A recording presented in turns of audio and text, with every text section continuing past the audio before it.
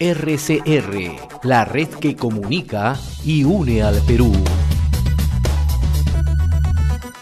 A esta hora le agradecemos la amabilidad que tiene con vuestra emisora a la doctora Yanina Avendaño, y es jefa del programa de servicios públicos de la Defensoría del Pueblo. Doctora Avendaño, qué gusto saludarlos. Gracias por atender esta comunicación. El gusto es mío. Muy buenos días. Bien, a través de un pronunciamiento, la Defensoría del Pueblo ha demandado que las empresas eléctricas deben corregir los recibos de luz sin esperar el reclamo por cobro excesivo. Y esto está ocurriendo en distintos puntos del territorio nacional con las distintas empresas eléctricas, ¿no? ¿Por qué hemos llegado a esta situación? Sí, mire, lo que la Defensoría del Pueblo ha advertido es que en estos meses de cuarentena, que van desde marzo hasta junio, ¿no?, cuarentena total, se han producido facturaciones por distintos mecanismos, que van desde los promedios de consumo hasta las lecturas, y una combinación de ambas en las 23 empresas a nivel nacional. Y esto ha generado un desorden, un desfase que al final termina perjudicando a los usuarios, en tanto esta descoordinación para la facturación ha generado que los recibos sean mayores, ¿no? Hemos visto, por ejemplo, que comercios que han estado cerrados todos estos 4 meses tienen una factura como si hubieran estado laborando normalmente, cuando en realidad no han tenido ningún tipo de consumo. O familias que, si bien pueden haber consumido un poco más porque han estado más tiempo en el hogar, tampoco tienen una explicación de que las facturas sean mucho más altas, ¿no? Por ello es que la Defensoría está recomendando, exhortando a que haya una revisión total de las facturaciones que se han emitido para que las personas no estén exponiéndose en las colas y paguen lo que efectivamente corresponde. Ahora, ustedes también hacen un llamado a la labor que debe cumplir en este caso Ocinermin, ¿no?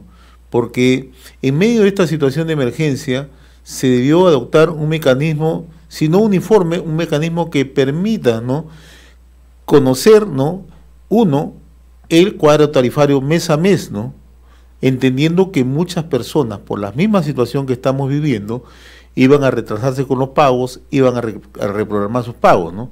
Pero ¿qué tan difícil es programar esto mes a mes? ¿Qué tan difícil es para las empresas mantener lo que siempre han hecho?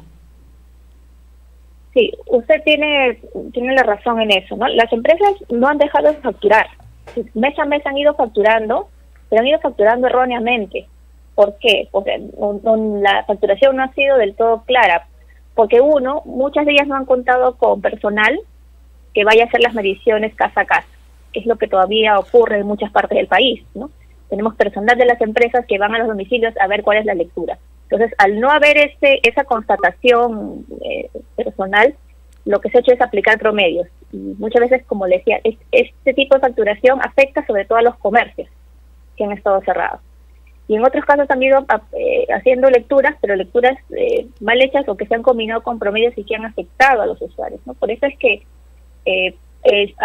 tenemos casos de personas que han estado pagando incluso mes a mes su facturación, y el último mes, este mes de julio, ha venido una factura acumulada de supuestamente lo que no se leyó, ¿no? Y es una factura exorbitante que resulta impagable.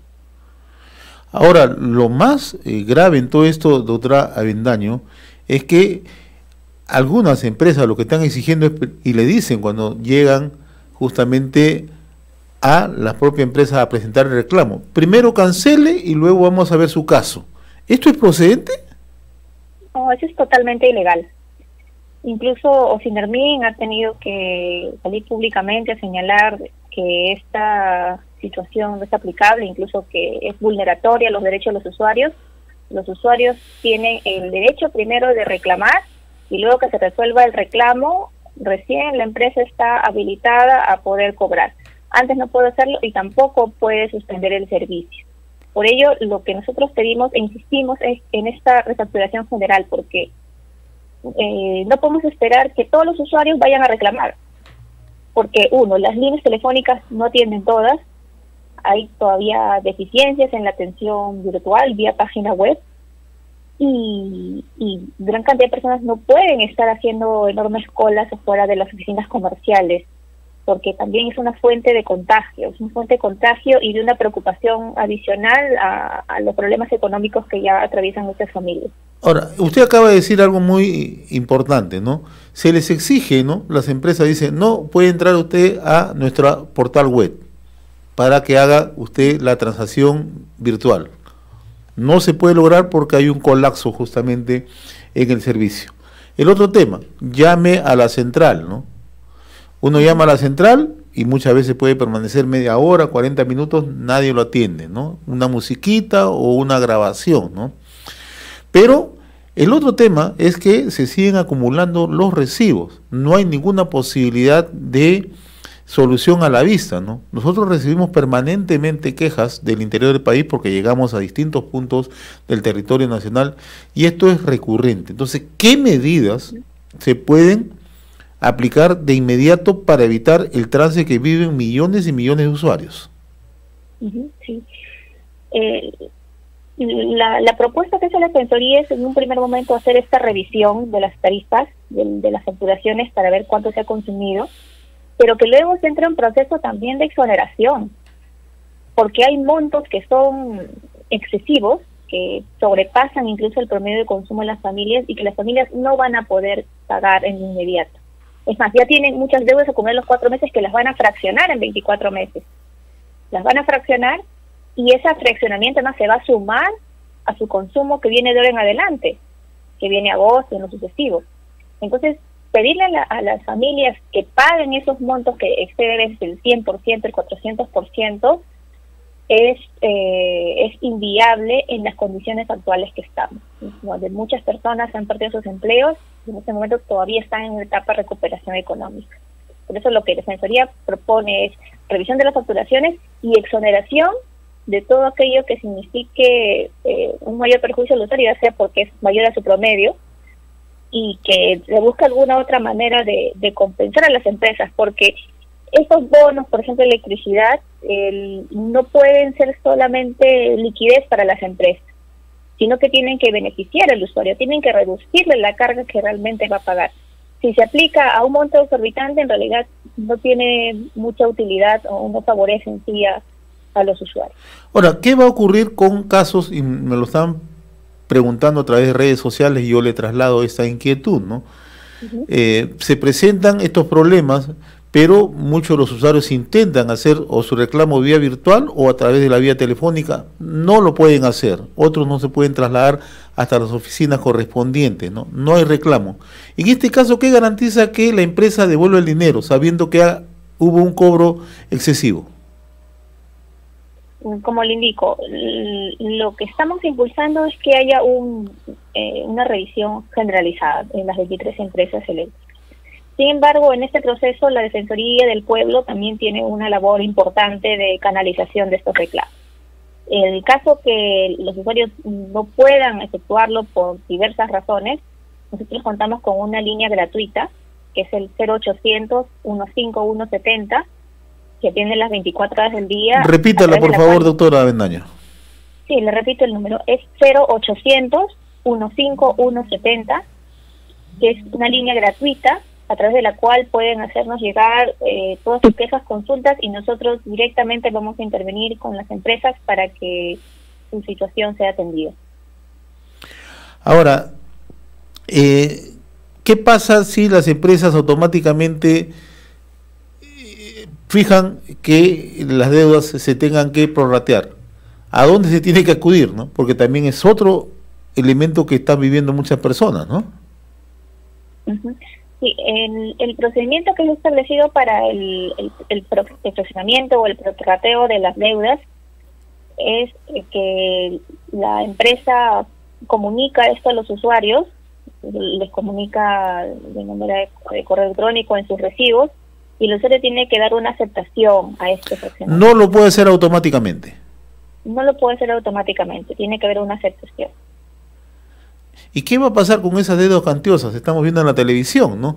Empresarios o pequeños empresarios, cadenas de restaurantes, etcétera, etcétera, ¿no? Que no han trabajado desde el 15 de marzo hasta la fecha y están pagando 4.500 soles mensuales, 5.000 soles mensuales, ¿no?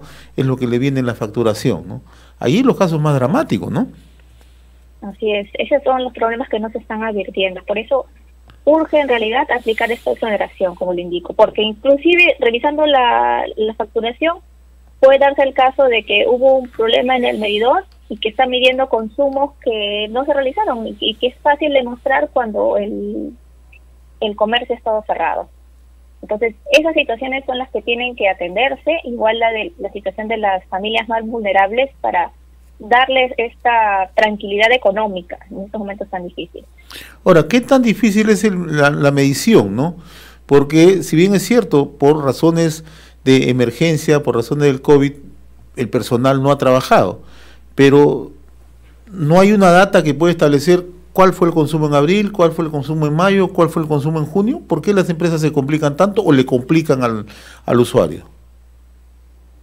Bueno, hay efectivamente la toma de lecturas que es presencial, ¿no? Tiene que trasladarse las empresas, ¿no?, a estos lugares, pero en realidad sí tienen que aplicar fórmulas viendo además qué tipo de qué tipo de usuarios estamos hablando.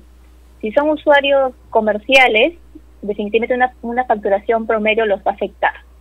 Pero si ven su factura de los 6 meses anteriores, los va a afectar porque los 6 meses anteriores trabajaron, pero estos meses de marzo a la fecha no. Entonces, no le va a favorecer y van a tener que seguramente ir a hacer un registro de ello, ¿no? ¿Y cómo surge, doctora, y cómo surge esta decisión de una tarifa promedio, ¿no? O sea, en realidad es muy difícil entender, ¿no? Si estás paralizado, ¿cómo vas a sacar una tarifa promedio? No estás trabajando. Sí, hay un decreto de urgencia, el 035-2020, que se publicó posteriormente a la declaratoria de emergencia y en la cuarentena, que estableció en un primer momento que las empresas no podían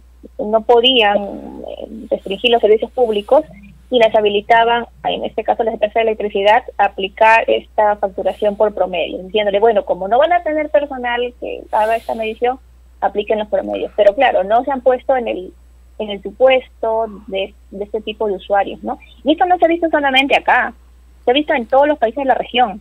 En todos los países de la región ha habido este problema y están tomando allí otras medidas incluso.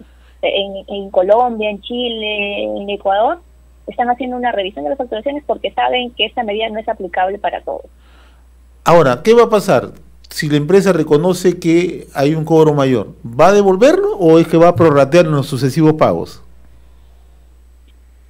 A ver, hay dos situaciones que tienen que revisar.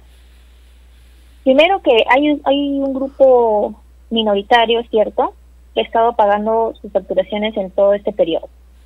Y de esa revisión podría ser que se detecte que han pagado de más. Si se detecta ello, van a tener que devolverle ese monto de facturación. Sin embargo, sí, dígame. ¿En los recibos o es que la empresa toma determinación en los sucesivos recibos? ¿O en los... ¿Cómo es que le van a devolver? Dice, señor, acérquese para devolver su dinero. Eso no va a ocurrir. Seguramente en las facturaciones sucesivas, ¿no? Sí, generalmente se aplica ese sistema, de acuerdo a las disposiciones que emite el regulador. Generalmente se hace una reducción de las facturaciones siguientes, que es donde se refleja esa devolución, ¿no? Pero nos vamos al otro grupo, ¿no? Al grupo que está todavía reclamando, ¿no? En este caso no vamos a hablar en sí de una devolución porque es algo que todavía no han pagado, sino más bien de una exoneración. Nosotros insistimos como Defensoría del Pueblo en que tiene que darse esta exoneración cuando es perjudicial a los usuarios, cuando excede el promedio de consumo o excede la lectura que se ha medido efectivamente, porque si no vamos a arrastrar un problema por mucho tiempo y que luego al final va a terminar afectando a estas personas.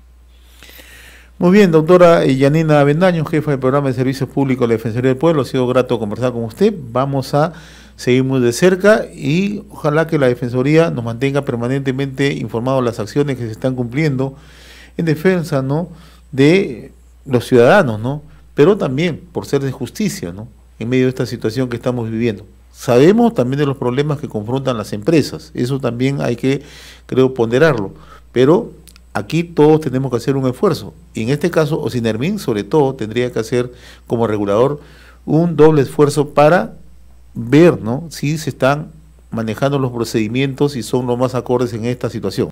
Efectivamente.